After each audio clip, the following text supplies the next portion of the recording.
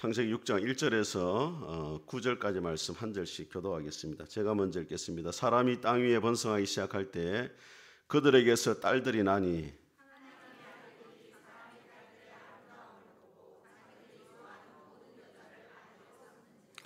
여호와께서 이르시되 나의 영이 영원히 사람과 함께하지 아니하리니 이는 그들이 육신이 됨이라.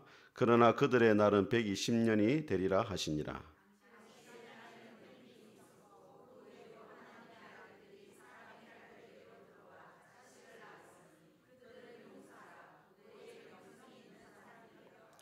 여호와께서 사람의 제약이 세상에 가득함과 그의 마음으로 생각하는 모든 계획이 항상 악할 뿐임을 보시고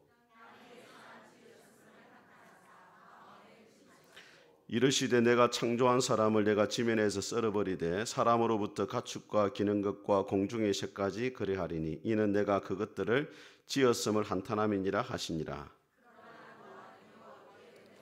같이 읽겠습니다. 이것이 노아의 족본이라. 노아는 의인이요 당대의 완전한 자라. 그는 하나님과 동행하였으며. 아멘.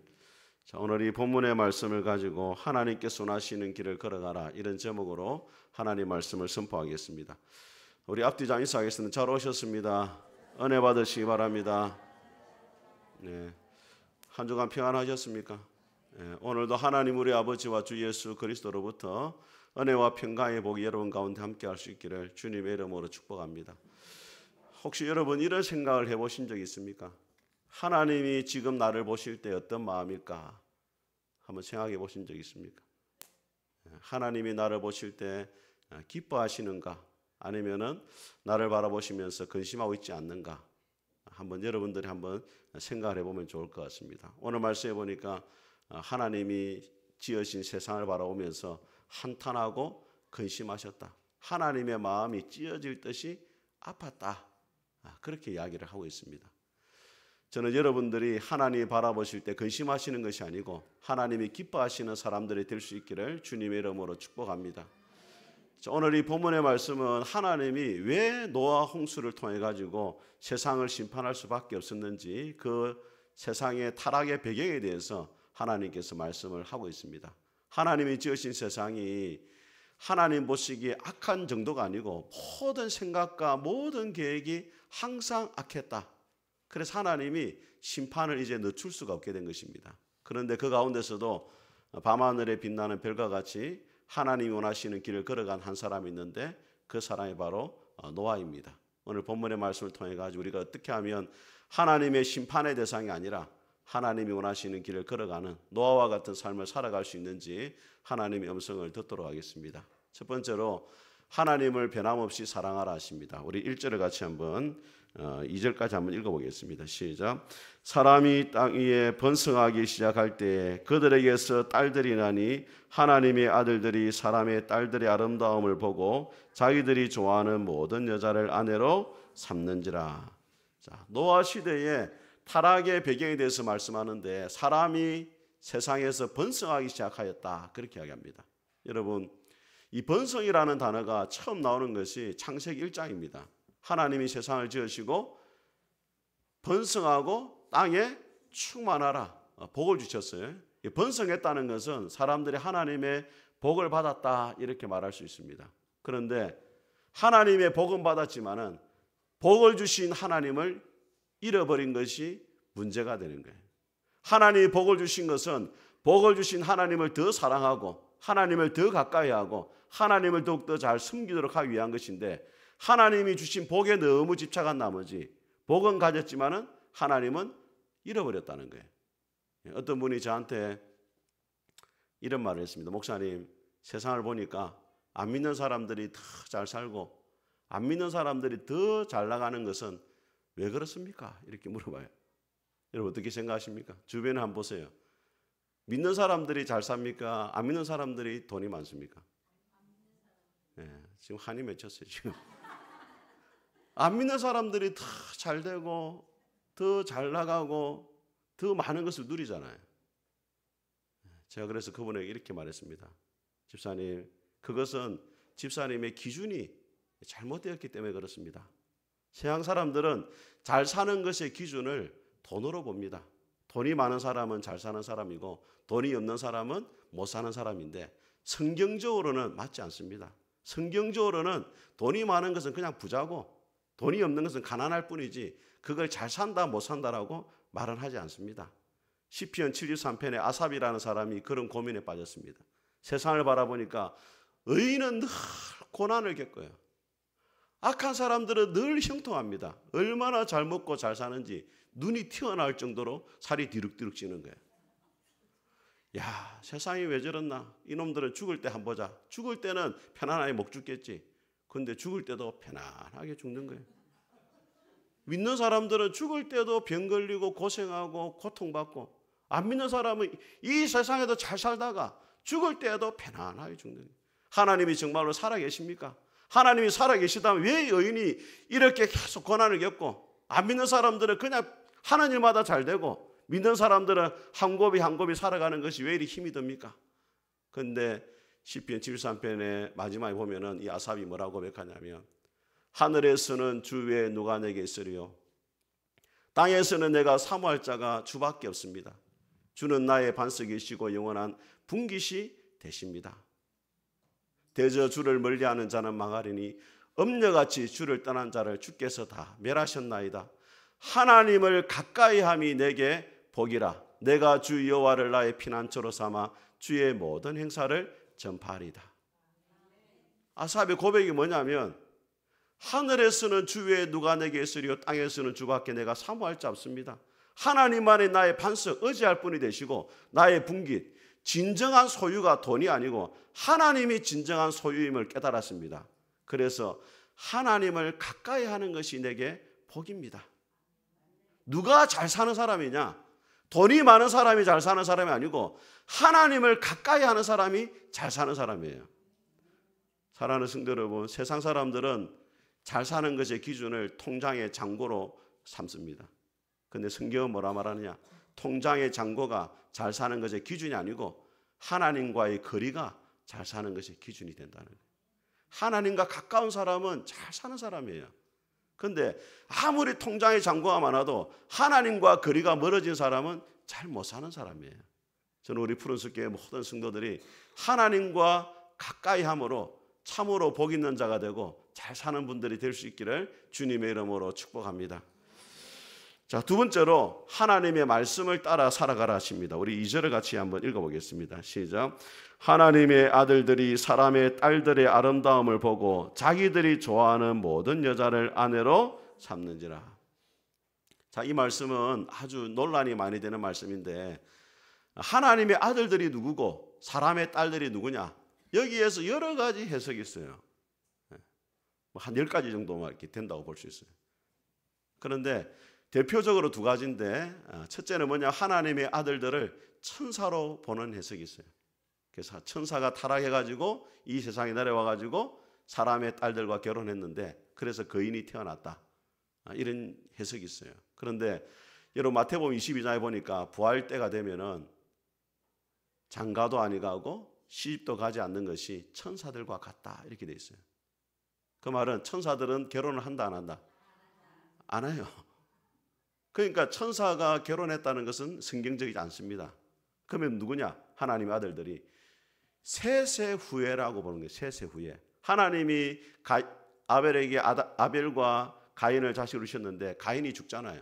아벨이 죽잖아요. 아벨 대신 주신 아들이 누구냐면 셋입니다. 셋. 대신해서 주셨다, 이런 뜻이 있거든요. 그러니까 경건한 세세 후예들은 하나님께 속한 하나님의 아들들이 되는 것이고, 그 사람의 딸들은 누구냐? 가인의 후손들, 불경건하고 하나님을 떠나 살아가는, 죄악 가운데 살아가는 그 세상 사람들을 사람의 딸들이다. 창세기 3장 15절 말씀으로 생각하면은 하나님의 아들들은 여자의 후손이고 사람의 딸들은 뱀의 후손이 되는 거예요. 이 둘이 섞이면 안 되는데 이 둘이 뭐 했다? 결혼을 했단 말이에요. 그런데 결혼을 한 기준이 뭐냐? 하나님의 아들들이 사람의 딸들의 아름다움을 보고라고 되어 있어요. 보고. 이 보고라는 히브리어 단어를 보게 되어지면 언제 나오느냐 하면 창세기 3장에 하와가 그 나무를 본저 먹음직도 하고 보암직도 하고 지혜롭게 할 만큼 탐스럽기도 하다. 탐욕의 눈으로 바라봤단 말이에요. 하나님 보시기에 좋은 사람을 선택해야 되는데 자기 눈에 보기에 좋은 사람을 아내로 맞은 것이 문제가 되는 거예요. 그 다음에 자기들이 좋아하는 사람을 아내로 삼았다 이렇게 돼 있어요. 육신의 정욕을 이야기를 하는 것입니다. 자기 눈에 보기에 좋고 자기가 좋아하는 사람을 선택을 했다는 거예요. 저는 우리 푸른숲교회 모든 성도들이 여러분이 보기에 좋은 분들이 아니라 하나님 보시기에 좋은 삶을 살아갈 수 있기를 주의 이름으로 축복합니다. 여러분 요즘에는 물건을 사거나 뭐 배달을 시켜 먹거나 또 뭐 영상을 볼 때 사람들이 뭘 많이 봅니까? 리뷰를 많이 봐요. 누가 뭐라고 했는가 이거 딱 봐요. 또 뭐 좋아요가 몇 개나 있고 별점이 몇 개나 있는가 여기에 막 관심을 가져요. 집에서 애들도 뭐 한 번씩 통닭시키거나 뭐 먹을 때 보면은 리뷰가 몇 개다 별점이 몇 개다 이거 막 본단 말이에요. 오늘날 시대가 어떤 시대냐? 사람의 평가와 반응이 기준이 된 시대가 되었어요. 얼마나 많은 사람들이 여기에 호응을 하느냐 이게 딱 기준이 됐어요. 그러나 여러분 신앙생활이라는 것은 사람이 기준이 되면 안 돼요. 하나님은 저와 여러분들이 다수의 사람을 기준으로 삼는 것이 아니고 한 분 하나님의 말씀을 기준으로 삼고 살아가는 사람이 되기를 원하신다는 거예요. 그래서 여러분 예수 믿는 삶이 어떤 삶이냐 한번 따라하겠습니다. 거꾸로 사는 것이다. 예수님을 제대로 믿으면 거꾸로 살아갈 수밖에 없어요. 제가 대학생 시절 읽었던 책 가운데 책 제목이에요. 거꾸로 사는 삶. 대장간에서 박기삼이라는 분이 쓴 책인데 거기에 보면 표지가 어떻게 되어 있냐면 지구 위에다가 사람이 문구나무를 서서 걸어가요. 거꾸로 가는 거죠. 다수의 사람들이 여기가 옳다고 걸어갈 때 하나님 말씀대로 살아가다 보면은 다수의 사람이 걷는 길이 아니고 다른 길을 갈 수밖에 없다는 거예요. 예수님께서 말씀했잖아요. 오른편 뺨을 때리는 자에게 뭐하고 왼편도 돌려대라. 세상은 어떻게 합니까? 오른편 뺨을 때리면 양뺨을 때려라. 이게 세상의 논리잖아요. 그런데 예수님이 뭐라 말하냐? 오른편 뺨을 때리거든 왼편도 돌려대라. 오리를 가자거든 십리를 가라. 내 원수를 사랑하고 그를 위해 축복하며 기도해줘라. 세상과 전혀 다른 삶을 살아가는 거예요. 이게 제대로 예수님을 믿는 삶입니다. 여러분 마태복음 4장에 사탄이 예수님을 유혹하잖아요. 네가 참으로 하나님의 아들이면 이 돌을 떡이 되게 해라. 예수님이 뭐라 말하냐면 사람이 떡으로만 살 것이 아니고 하나님 입에서 나오는 모든 말씀으로 산다. 그 말은 사람은 유익을 따라 살아가면 안 되고 하나님 말씀 따라 살아가야 된다. 순간적으로 돌을 떡으로 만들어 먹으면 유익이 되죠. 그런데 우리는 유익을 보고 살아가는 사람이 아니고 하나님의 말씀을 따라 살아가야 된다는 거예요. 여러분 왜 우리가 하나님의 말씀대로 살아가지 못하느냐? 하나님 말씀대로 살아가는 것이 결코 우리에게 유익이 되는 것처럼 보이지 않기 때문에 그래요. 하나님 말씀대로 살아가면 손해를 보게 되어지고 유익을 보지 않는 것처럼 보이기 때문에 결과적으로 하나님의 말씀을 포기하고 뭘 따라간다? 유익을 따라가는 거예요. 그런데 여러분 진짜 우리가 하나님의 말씀대로 순종하며 따라가면 유익이 우리를 따라오게 되는 줄 믿습니다. 여러분 요즘에 다이어트를 많이 하잖아요 사람들이요. 옛날에 전단지를 보니까 우리 집 앞에 대문에 붙어 있더라고요. 뼈만 빼고 다 빼드리면 이렇게 뭐 뼈를 막 발라뿌는지 하여튼 뭐 그렇게 광고가 또 붙어 있어요. 그런데 여러분 다이어트를 잘하는 비결은 쉬워요. 뭐냐면 몸이 원하는 대로 하지 말고 몸에 필요한 것을 해야 돼요. 몸이 원하는 건 뭐예요? 많이 먹는 걸 원하죠. 묻고 또 묻고 또 쉬고 자고 이 몸이 원하는 거잖아요. 몸에 필요한 건 뭐예요? 절제하고 또 적절하게 하고 운동도 하고. 그래서 다이어트 비결이 어디 있느냐? 꼬르륵에 있다. 꼬르륵. 배에서 꼬르륵 소리가 날 때 그때 먹으면 현상 유지밖에 안 되는 거예요. 꼬르륵 소리가 나도 참는다. 살이 빠지는 거예요. 꼬르륵 소리가 나기 전에 먹는다. 찌기 시작하는 거예요. 이 세 가지를 잘 기억해야 돼요. 아시겠죠? 그러니까 여러분이 어떤지 봐야 돼요. 꼬르륵 소리가 나기 전에 먹는지 나도 참는지 그거만 알면 되니까 하나님의 말씀도 마찬가지예요. 우리가 원하는 대로 살아가면 실패하는 거예요. 우리 마음이 원하고 우리 생각이 원하고 이게 아니고 하나님께서 우리에게 필요로 하시는 하나님의 말씀을 따라 살아가면 그 인생은 성공할 수밖에 없는 것입니다. 저는 우리 푸른숲교회 모든 성도들이 여러분의 원함을 따라 살아가는 것이 아니고 하나님의 말씀을 따라 살아갈 수 있기를 주님의 이름으로 축복합니다. 자, 세 번째로 하나님의 은혜를 사모하라 하십니다. 우리 같이 한번 우리 3절 말씀 같이 한번 읽어보겠습니다. 시작. 여호와께서 이르시되 나의 영이 영원히 사람과 함께하지 아니하리니 이는 그들이 육신이 됨이라. 그러나 그들의 날은 120년이 되리라 하시니라. 3절 이하에 보면 이제 하나님의 심판이 시작되어지는데 첫 번째가 뭐냐면 하나님의 영이 함께하지 않는다 이렇게 되어 있습니다. 여러분, 자식이 잘못된 길로 갈 때 부모는 어떻게 합니까? 야단을 치죠. 말로 야단을 치죠. 먼저. 그래도 안 되면 뭐합니까? 매를 들기 시작하죠. 야단을 치고 매를 든다는 건 그래도 자식에게 소망이 있는 거예요. 아직까지. 근데 끝까지 자식이 잘못된 길로 가면은 부모가 어떻게 하냐면 포기를 해버려요. 네 알아서 해라. 오늘 하나님께서 나의 영이 사람과 함께하지 않겠다 이 말은 이제 포기를 해버리는 거예요. 하나님이 내버려 두시는 거예요. 어떻게 살든지 내버려 둬가지고 마지막 하나님의 심판에 직면하도록 만드시는 거예요. 이게 하나님의 심판의 다른 모습입니다. 여러분, 시편 51편에 보게 되어지면 다윗이 바세바 죄를 범한 다음에 뭐라고 기도하냐면 하나님, 나를 주님 앞에서 쫓아내지 마시고 주의 성령을 내게서 거두지 말아 주십시오. 하나님의 성령이 떠나가면 얼마나 인생이 비참해지는지를 누구를 통해서 봤느냐? 사울 왕을 통해서 봤어요. 사울 왕이 처음에는 겸손하고 준수하고 사람들 보기에 괜찮은 사람이었는데 하나님의 성령이 사울 왕이 떠나가니까 거의 사탄이 돼버려요. 그 결과를 다윗이 보았기 때문에 자기가 범죄한 다음에 하나님의 성령을 내게서 거두지 말아주시기를 원합니다. 여러분, 우리 안에 들어오신 성령님은 우리를 떠나지 않습니다. 그런데 언제 떠난 것과 같느냐? 하나님의 성령을 근심하게 할 때, 우리가 죄를 지을 때 하나님의 성령이 우리 안에서 근심하시는 거예요. 그러면은 하나님의 성령이 여러분에게 떠난 것과 같아요. 또 하나님의 성령을 소멸하지 말아라 그렇게 성경이 말합니다. 소멸한다는 것은 뭐냐면 불을 끈다는 거예요. 성령님이 여러분 마음속에서 계속해서 선한 일을 하도록 하나님의 거룩한 욕망을 계속 불러일으키는데 그 하나님의 거룩한 욕망을 계속해서 불순종하고 그 욕망을 따라 살아가지 않고 성령의 인도하심을 거절하게 되어지면은 성령님이 불을 끄는 거예요. 소멸시키는 거예요. 그러면은 성령님이 여러분에게서 떠난 것과 진배가 없는 거예요. 저는 여러분들이 하나님의 성령을 근심하게 하지 않고 소멸하지 않게 되기를 주님의 이름으로 축복합니다. 우리 4절 말씀을 또 같이 한번 읽어보겠습니다. 시작.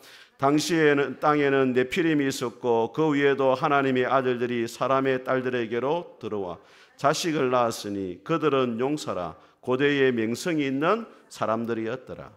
자, 이 네피림이라는 사람이 나오는데 네피림은 영어 성경에 보면 거인이라고 되어 있습니다. 키가 아주 크다는 거예요. 그런데 이 네피림의 원뜻이 뭐냐면 넘어지다라는 뜻이 있습니다. 칼빈이라는 신학자가 이 네피림을 어떻게 해석하냐면 넘어지다, 이 말은 많은 사람을 넘어지게 만드는 살인자라는 거예요. 많은 사람을 죽였다는 거예요. 그런데 이 네피림만 사람을 죽인 것이 아니고 하나님의 아들들이 사람의 딸들과 결혼해가 용사가 태어났는데 그들도 명성 있는 자다. 이 명성이라는 것은 많은 사람을 죽여가지고 이름이 난 사람들이다. 그러니까 온 세상이 폭력과 살인으로 난무한 세상이 되어버렸다는 거예요. 그래서 창세기 1장을 보게 되어지면은 하나님이 세상을 창조하신 다음에 보시기에 좋았다 이렇게 되어 있는데 오늘 말씀해 보니까 하나님이 세상을 보시고 한탄하시고 근심하셨다. 마음이 찢어질 정도로 아팠다는 거예요. 그래서 하나님의 사랑은 이 세상을 지키고 보호하기 원했지만은 하나님의 공의가 더 이상 세상을 심판하지 않으면 안 될 지경이 되어버렸다는 거예요. 자, 우리 8절과 9절을 다시 한번 읽어보겠습니다. 시작. 그러나 노아는 여호와께 은혜를 입었더라. 이것이 노아의 족본이라. 노아는 의인이요 당대의 완전한 자라. 그는 하나님과 동행하였으며. 그 어두운 시대에 하늘의 별과 같이 홀로 하나님 원하시는 길을 걸어간 사람이 있는데 노아예요. 그러나 이 말은 세상은 아무리 악하고 하나님을 떠나서 죄악 가운데 살아갔지만은 그러나 노아는 달랐다 이 말이에요. 노아는 의인이었고 당대에 완전하였고 하나님과 동행을 했다. 그러면 그것이 어떻게 가능했느냐? 우리가 생각할 때는 노아가 의인이고 완전하고 하나님과 동행했으니까 하나님이 그에게 은혜를 주셨다, 이렇게 생각할 수 있는데 순서가 틀렸어요. 그러나 노아는 은혜를 입어가지고 세상 가운데서 의인이요 완전한 자요 하나님과 동행하는 삶을 살았다는 거예요. 아무리 세상이 악하다 할지라도 하나님의 은혜를 입으면 그 악한 세상을 거슬려서 하나님이 원하시는 길을 걸어갈 수 있다. 이게 오늘 말씀의 요지가 되는 것입니다. 여러분, 사기꾼 야곱이 어떻게 해서 믿음의 조상이 되었습니까? 하나님이 그에게 은혜를 주시니까 사기꾼 야곱도 믿음의 조상이 되는 거예요.